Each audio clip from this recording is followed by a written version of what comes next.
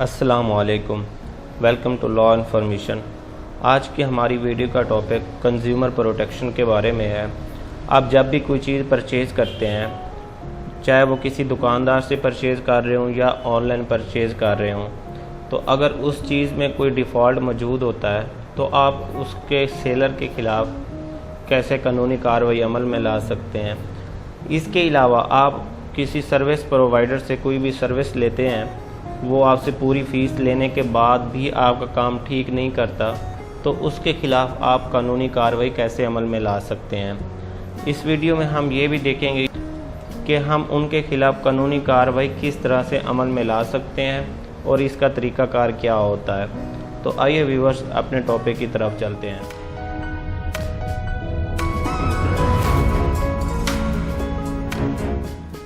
Video शुरू करने से पहले मेरी आप सबसे गुजारिश ये है कि आप इस वीडियो को पूरा देखें, क्योंकि ये आपके राइट्स के बारे में है।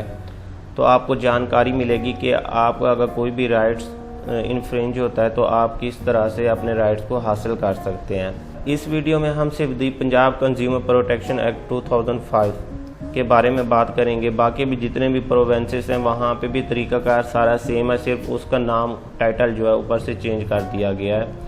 बाकी सारे एक्ट बिल्कुल सेम है और एक जैसा ही काम करते हैं। दी Punjab consumer protection act 2005।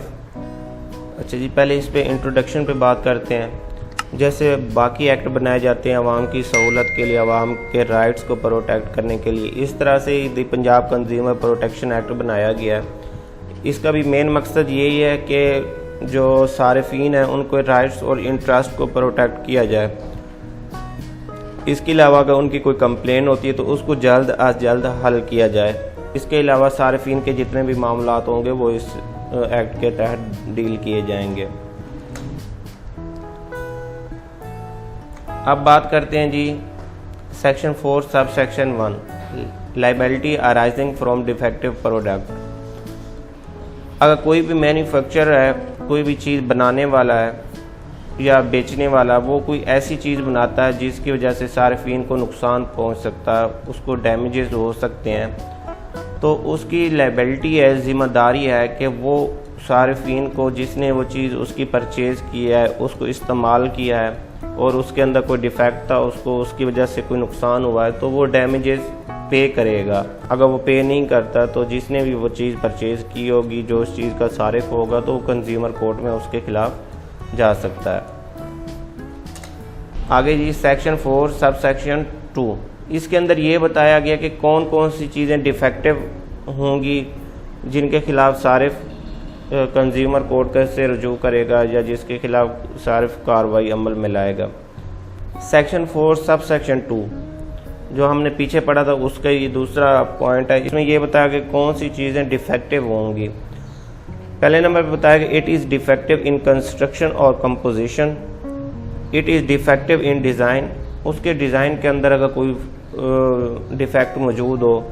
It is defective because an adequate warning has not been given, कोई ऐसी चीज़ जिसकी वार्निंग देना ज़रूरी होता है। मतलब कोई अगर सार्फ ने कोई चीज़ परचेज़ किया है और उसके अंदर ये वार्निंग लिखी जानी चाहिए कि अगर आप इसको इस तरह से इस्तेमाल करेंगे तो हो सकता है जी कोई इस वजह से कोई धमाका वगैरह हो जाए या आपकी आंखों को या हाथों को नुकसान पहुंचे, कोई भी चीज़ होती है तो उस तरह से उसकी वार्निंग लिखना भी ज़रूरी होता है। It is defective because it does not confirm to an express warranty of the manufacturer, और सबसे बड़ी बात यह है कि उस चीज़ को भी डिफेक्टिव माना जाएगा जिसकी सारिफीन ने वारंटी तो दी हो लेकिन एक्सप्रेस ना हो, बयान ना की गई हो, लिखी ना गई हो, बल्कि वैसे इम्प्लाइड वारंटी उसकी दे दी हो, तो ये भी डिफेक्टिव मानी जाएगी। अच्छा, इसमें से मैंने वो सेक्शन लिखे हैं जो आम सारिफीन के लिए इम्पोर्टेंट हैं, जो वकला हज़रात के लिए अदालत के मामलात वगैरह या जो इम्पोर्टेंट नहीं थे वो मैंने यहाँ पे डिस्कस नहीं किए हैं। अच्छा, इसमें यह बताया गया कि पीछे हमने बताया कि उसके डैमेजेस पे करेगा। अगर सारिफ ने कोई भी चीज़ परचेज़ की हो लेकिन उसमें से क्या होगा कि उसको सिर्फ बिल वगैरह का खर्चा पड़ा हो, बाकी उसको कुछ भी ना हो, उसके डैमेजेस कुछ भी ना हुए हो, तो फिर जो मैन्युफैक्चर होगा वो उसको डैमेजेस पे नहीं करेगा। सिर्फ उसको क्या वापस करेगा, या तो वो कंसिडरेशन जिसके बदले में उसने वो चीज़ ख़रीदी थी, अगर वो ये भी नहीं करता फिर उसकी कॉस्ट जो कीमत वगैरह होगी वो सारा कुछ इसको पे कर देगा, लेकिन इसके खिलाफ डैमेजेस जो होंगे वो नहीं दिए जाएंगे। मतलब कि अदालत में जाके आप उससे दोगुना पैसे या खर्चा वगैरह लेंगे, तो ऐसा पॉसिबल नहीं है। आगे जी सेक्शन 11 सब सेक्शन 1 ड्यूटी ऑफ डिस्क्लोजर। इसमें यह बताया कि अगर कोई भी चीज़ इस नेचर की हो, उसके कंपोनेंट्स, उसके पार्ट्स लिखना ज़रूरी हो, इंग्रेडिएंट्स, उसकी क्वालिटी और डेट ऑफ मैन्युफैक्चर और एक्सपायरी डेट लिखना ज़रूरी हो तो वो लिखे जाएंगे। अगर वो नहीं लिखता तो फिर उसके खिलाफ आप कार्रवाई अमल में ला सकते हैं। आप आमतौर पर देखते हैं कोई भी बिस्किट परचेज़ करते हैं तो उसके ऊपर उसके इंग्रेडिएंट लिखे जाते हैं, उसकी प्राइस लिखी जाती है, इसके अलावा उसकी एक्सपायरी डेट लिखी जाती है। ब्रेड ख़रीदते हैं उसकी मैन्युफैक्चर डेट लिखी जाती है और उसके अलावा उसकी एक्सपायरी डेट लिखी जाती है, उनके इंग्रेडिएंट लिखे जाते हैं। इसी तरह से कोई भी चीज़ जिसके ऊपर लिखना ज़रूरी हो तो वो लिखा जाएगा। अगर वो नहीं लिखते और उसकी क्वालिटी के बारे में नहीं लिखते, इंग्रेडिएंट के बारे में नहीं लिखता, कोई भी मैन्युफैक्चर या ट्रेडर होगा या उसका सेलर होगा, तो आप उनके खिलाफ कार्रवाई अमल में ला सकते हैं और उसके खिलाफ आप अदालत में जाकर डैमेजेस क्लेम कर सकते हैं। आगे जी बात करते हैं सेक्शन 13 के बारे में। इससे पहले हम जो बात कर रहे थे वो मैन्युफैक्चर के बारे में बात कर रहे थे। कोई भी चीज़ का मैन्युफैक्चर या ट्रेडर होगा तो उसके खिलाफ कैसे कार्रवाई आप अमल में लाते हैं। इसमें ये बताया जाए अब कोई भी सर्विसेज प्रोवाइडर हो कि मतलब वो चीज़ बेची तो नहीं है उसने लेकिन सर्विस प्रोवाइड की है। मतलब कि आपने किसी से अपना एसी ठीक करवाया है, कोई भी चीज़ आपने रिपेयर करवाई है, उसने वो उसकी फ़ीस तो ली है लेकिन वो ठीक नहीं की है। इसी तरह से आप किसी भी ठेकेदार वगैरह घर का काम करवाते हैं लेकिन वो आपका काम ठीक नहीं करता, भी घर से बाहर ही जाता है तो वह जो काम उसने किया वो ख़राब होना शुरू हो जाता है। प्लम्बर को लेके आते हैं, टूटियाँ वगैरह ठीक करते हैं तो वो अभी घर से बाहर ही निकलता है तो टूटी दोबारा लीक हो जाती है। तो मतलब कि आपका कोई भी ऐसी नेचर का काम जिससे आपने सर्विसेज प्रोवाइडर से सर्विसेज ली हो और उसने आपका काम ठीक ना किया हो तो आप उसके खिलाफ डैमेजेस क्लेम कर सकते हैं। आगे बात करते हैं सेक्शन 16 सब सेक्शन 1 ड्यूटी ऑफ डिस्क्लोजर। इसमें यह बताया कोई भी सर्विसेज प्रोवाइडर जब भी कोई ऐसी सर्विसेज प्रोवाइड करेगा जिसके बारे में उसका बताना ज़रूरी हो, कैपेबिलिटीज़ और क्वालिफ़िकेशन उसकी बतानी ज़रूरी हो, तो वो वहाँ पे बताएगा सारिफ को और इसके साइड इफ़ेक्ट बताएगा। अगर ये मैं सर्विस प्रोवाइड करता हूँ हो सकता है ये चीज़ आपकी ख़राब हो जाए, या अगर मैं यहाँ पे इसके ऊपर अपनी क्वालिटी के मुताबिक काम करता हूँ लेकिन मैं इसको ठीक नहीं कर पाता या ये ज़्यादा ख़राब हो जाएगी, तो वो डिस्क्लोज़ करना उसकी ड्यूटी है। अगर वो ऐसा नहीं करता, आपको बताए बगैर वो काम करना शुरू कर देता है, उसके बाद वो चीज़ ख़राब हो जाती है, बिल्कुल नकारा हो जाती है, तो उसके इस सर्विस प्रोवाइडर के ख़िलाफ़ भी आप कानूनी कार्रवाई अमल में ला सकते हैं। Section 18 prices to be exhibited at the business place. इसके अंदर ये बताया गया कि जो भी सेलर होगा या मैन्युफैक्चरर होगा तो उसके पास उसकी शॉप में जितनी भी चीज़ें मौजूद होंगी उसकी प्राइस का कैटलॉग जो होगा, उसकी प्राइस जिसके अंदर लिखी होगी, जहाँ पे होलसेल और रिटेलर प्राइस लिखी होगी, तो उसको एक प्रोमिनेंट जगह पे उसको लगाना चाहिए। जहाँ पे कोई भी कस्टमर आता है, कोई भी कंज्यूमर आता है तो उसको बिल्कुल साफ तौर पे नज़र आनी चाहिए। तो वो उसके ऊपर प्राइस देखेगा, प्राइस देखने के बाद उसका दिल करेगा तो वो चीज़ को परचेज़ करेगा। अगर उसका दिल नहीं करता तो वो उसके अंदर उसको हाइड नहीं कर सकता, छुपा नहीं सकता उसको। तो ये जो मैन्युफैक्चर या सेलर है तो उसके लिए ज़रूरी है कि वो प्राइस का कैटलॉग अपनी शॉप के अंदर आवेज़ा करके रखे। और इसमें ये भी बात है कि आमतौर पे क्या होता है कि अगर किसी ने रखा भी होता है प्राइस का जो कैटलॉग होता है, जो आमतौर पर निर्खनामे निकलते हैं, तो उसने छुपा के रखा होता है। जब उससे पूछा जाता है जी कहाँ पे है, वो फिर निकाल के आता है, या कोई चेकिंग करने वाला आता है जी निर्खनामा आप चेक करवाएं, तो वो किसी जगह पे पीछे से लगाया होता है जी ये हमने लगाया हुआ, ये आप चेक कर लें। तो ये भी एक 2 नंबरी है। तो इस चीज़ से बचने के लिए यहाँ पे लॉ में आपको प्रोटेक्शन दी गई है कि आप उसके खिलाफ कानूनी कार्रवाई कर सकते हैं। अगर वो आपको प्राइस का कैटलॉग नहीं दिखाता या ऐसे होता है कि उसने प्राइस प्रोमिनेंट जगह पे नहीं लगाई होती, तो आप उसके खिलाफ कानूनी कार्रवाई कर सकते हैं। उससे पूछ सकते हैं, जी भाई साहब, आप अपनी चीज़ सेल कर रहे हैं, इसका निर्खनामा आपके पास मौजूद होगा, तो आप वो हमें दिखाएं। लॉ में बताया गया कि उसने निर्खनामे को, प्राइस कैटलॉग को एक प्रोमिनेंट जगह के ऊपर अवेजा करना होता है। तो बहरहाल अगर वो ऐसा नहीं करता तो आप उसके खिलाफ कानूनी कार्रवाई कर सकते हैं और कंज्यूमर कोर्ट में जा सकते हैं। सेक्शन 19 के अंदर ये बताया गया जी कि जो भी परचेज़र होगा उसको रसीद जारी की जाएगी। ये हर सेलर, मैन्युफैक्चरर और ट्रेडर की जिम्मेदारी है, जो भी कस्टमर उससे कोई भी चीज़ परचेज कर रहा है तो वो उसकी रसीद उसको बना के दे। अब लॉ में बताया गया जी उसकी रसीद कैसी होनी चाहिए, उसके अंदर क्या लिखा जाएगा। सबसे पहले डेट ऑफ सेल, किस तारीख को उसने ये चीज़ सेल की थी वो बिल्कुल साफ लफ्ज़ों में लिखी जाएगी। डिस्क्रिप्शन ऑफ गुड्स सोल्ड, कौन सी चीज़ उसने बेची थी उसकी तफसील यहाँ पे बयान की जाएगी। The quantity and the price of the goods, जो भी चीज़ उसने बेची है उसकी क्वांटिटी कितनी तादाद में उसने बेची है और उसकी प्राइस कितनी थी। मतलब कि ये अब टोटल क्वांटिटी नहीं लिखेगा, बल्कि अगर टोटल लिख रहा है तो उसकी अलग-अलग प्राइस लिखेगा। एक पीस की इतनी कीमत है, टोटल की इतनी बन चुकी है। तो उसके बाद उसने अपना नाम और एड्रेस लिखना है, फिर उसके बाद अपनी शॉप वगैरह की स्टैंप लगा के आपको देनी है। तो ये भी लाजमी तौर पर आपने लेनी है, क्योंकि अगर आपको केस दायर करना पड़ता है, आप कंज्यूमर कोर्ट में जाते हैं, सबसे जो एविडेंस आपके पास सबसे पहले जो एविडेंस मौजूद होगी वो आपकी रसीद होगी। इसके ऊपर ही आपने कंज्यूमर कोर्ट में जाना है और अपना केस फाइल करना है। तो आप कोई भी चीज़ परचेज करते हैं, चाहे छोटी होती है चाहे कोई बड़ी चीज़ है, तो उसकी आप रसीद लिया करें। उसके अंदर ये सारी चीज़ें आपने लिखवा लेनी है जो यहाँ पे ऊपर मेंशन की गई हैं। अगर कोई भी सेलर जिसने अपनी प्रोडक्ट सेल की हो आपको रसीद नहीं देता, आप उससे रसीद मांगते हैं, तो आप उसके खिलाफ कानूनी कार्रवाई कर सकते हैं, कंज्यूमर कोर्ट में जा सकते हैं। आगे जी बात करते हैं सेक्शन 20। इसमें जी ये बताया कि रिटर्न एंड रिफंड पॉलिसी। अच्छा, जब भी कोई सार्फ कंज्यूमर कोई भी चीज़ परचेज कर रहा हो तो ये सेलर की जिम्मेदारी है, उसकी ड्यूटी है, उसने कंज्यूमर को बताना है कि ये रिटर्न होगी या नहीं होगी। अगर होगी तो ये कितने दिन के बाद होगी, अगर आप रिटर्न करते हैं तो इसका तरीक़ाकार क्या होगा। ये सारी चीज़ें उसने तब ट्रांजैक्शन होने से पहले बतानी होती हैं। अगर उसके बाद वो ऐसा नहीं करता, आपने कोई भी चीज़ परचेज़ की है तो परचेज़ करने के बाद आपको पसंद नहीं आई या उसके बाद आप रिटर्न या रिफ़ंड उसको करवाना चाहते हैं, तो आप उसके पास जाते हैं जी, वो साफ तौर पे मुकर जाता है या कहते हैं नहीं जी ये इस तरह से आपने करनी है। बाद में मतलब कि आपको बताता है तरीक़ाकार।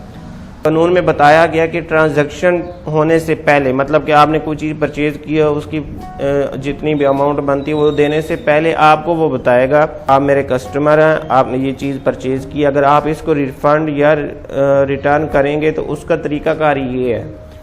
अगर मैंने रिटर्न नहीं करनी तो वो भी बता देगा, रिफ़ंड नहीं करनी वो भी बता देगा। अगर वो उसने रिटर्न और रिफ़ंड की सहूलत रखी हुई है तो फिर उसका तरीक़ाकार भी ट्रांजैक्शन से पहले बताएगा।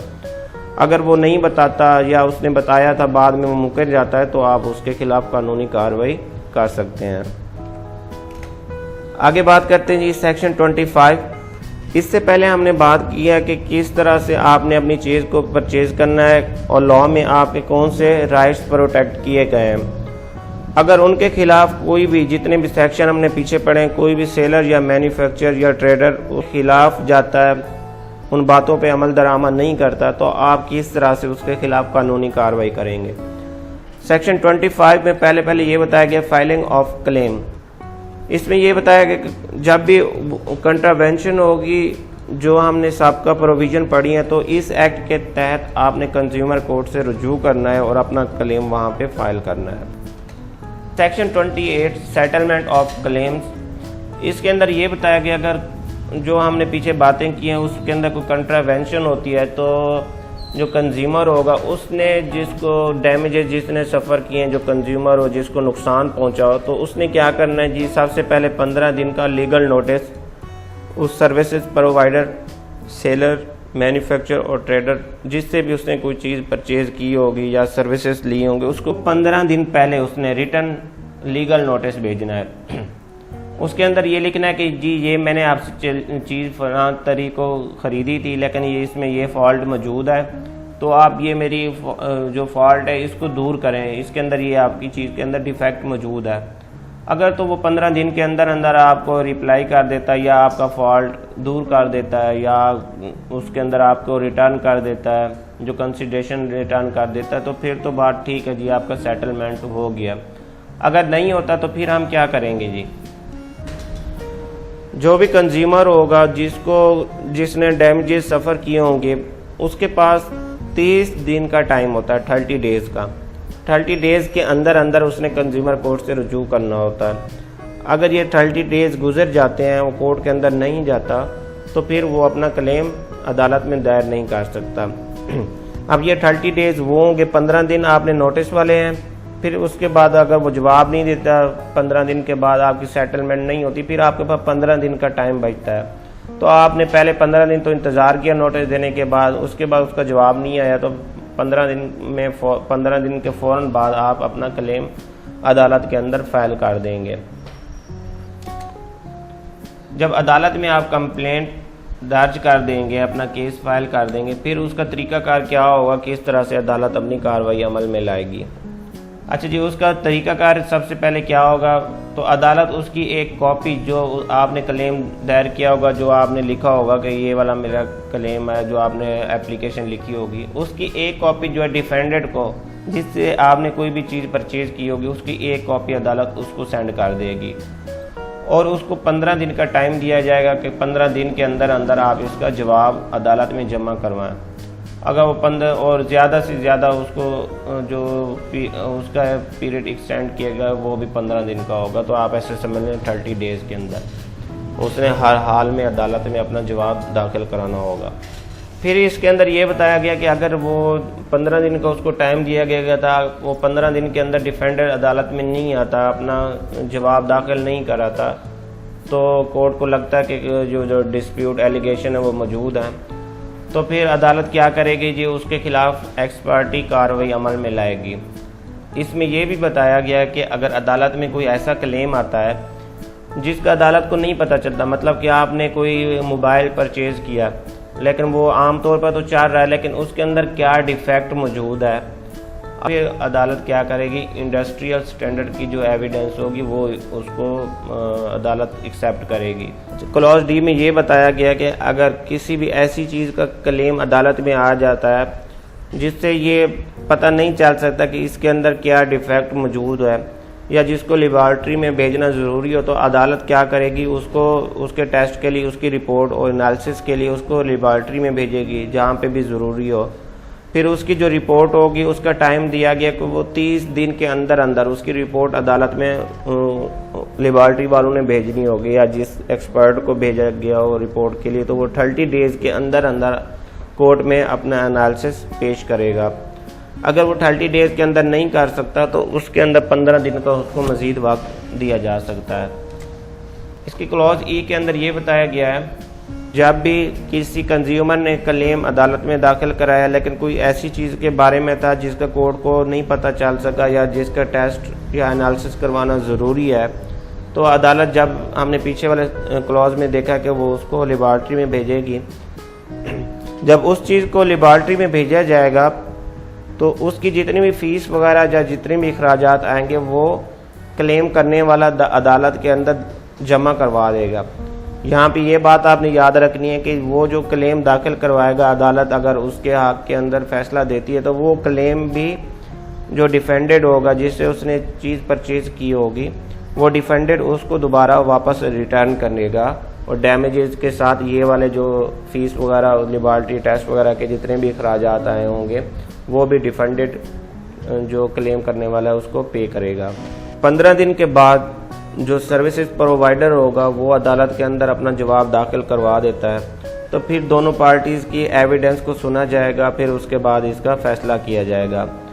अगर वो ऐसा नहीं करता, वो अदालत में आता ही नहीं है बिल्कुल और अपना जवाब दाखिल नहीं कराता, तो फिर उसके खिलाफ एक्स पार्टी कार्रवाई अमल में लाई जाएगी। सब सेक्शन 3 के अंदर ये बताया गया कि जो कंज्यूमर कोर्ट है उसको वही सेम पावर्स हासिल हैं जो सिविल कोर्ट्स को होती हैं। Under code of civil procedure act के तहत वो सारा तरीकाकार वही अडॉप्ट करेगा जो सिविल प्रोसीजर का है। सबसे इम्पोर्टेंट बात यह है कि अदालत कंज्यूमर कोर्ट ने 6 महीनों के अंदर अंदर जिस तारीख को उसने क्लेम दाखिल कराया था उसके बाद जब दूसरी पार्टी को नोटिस किए गए उसके 6 महीनों के अंदर अंदर अदालत ने अपना केस का फैसला करना होता है। इससे ज़्यादा टाइम पीरियड नहीं दिया गया लॉ में। सेक्शन 32 में ये बताया गया है कोई भी सर्विसेज प्रोवाइडर या सेलर मैन्युफैक्चरर कोई ऐसी चीज़ आपको भेज देता है जो डिफेक्टिव होती है तो अदालत उसको क्या करेगी, सज़ा देगी। कितनी सज़ा देगी? He shall be punished with imprisonment which may extend to 2 years और with fine which may extend to 100,000 rupees और with both in addition to damages or compensation as may be determined by the court। पहली बात, उसको 2 साल तक अदालत सज़ा दे सकती है, 1 लाख रुपए जुर्माना कर सकती है या ये दोनों सज़ाएं इकट्ठे कर सकती है।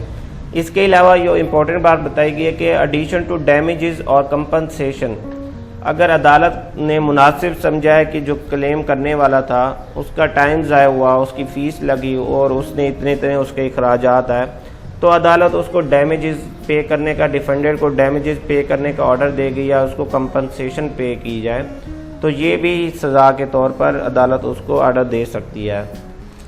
सब सेक्शन 2 में ये बताया गया कि अगर कोई अदालत के ऑर्डर को पाबंदी नहीं करता, उसकी कंप्लायंस नहीं करता, मतलब ऐसे करें समझ लें कि तौहीन अदालत करता है तो shall be punishable with imprisonment for a term not less than 1 month। 1 महीने से कम सज़ा नहीं दी जाएगी और ज़्यादा से ज़्यादा उसको 3 साल तक सज़ा दी जाएगी और with fine not less than 5,000, 5,000 से कम जुर्माना नहीं किया जाएगा और ज़्यादा से ज़्यादा जो है वो 50,000 उसको जुर्माना किया जाएगा या दोनों सज़ाएं इकट्ठे भी अदालत दे सकती है। अब बात करते हैं जी सेक्शन 33 अपील के बारे में है। अगर कोई भी पार्टी कंज्यूमर कोर्ट के ऑर्डर से सेटिस्फाई नहीं होती, उनको लगता है कि नहीं ये ऐसा फैसला नहीं होना चाहिए था, तो वो लाहौर हाई कोर्ट में 30 दिन के अंदर अंदर अपनी अपील फाइल कर सकते हैं।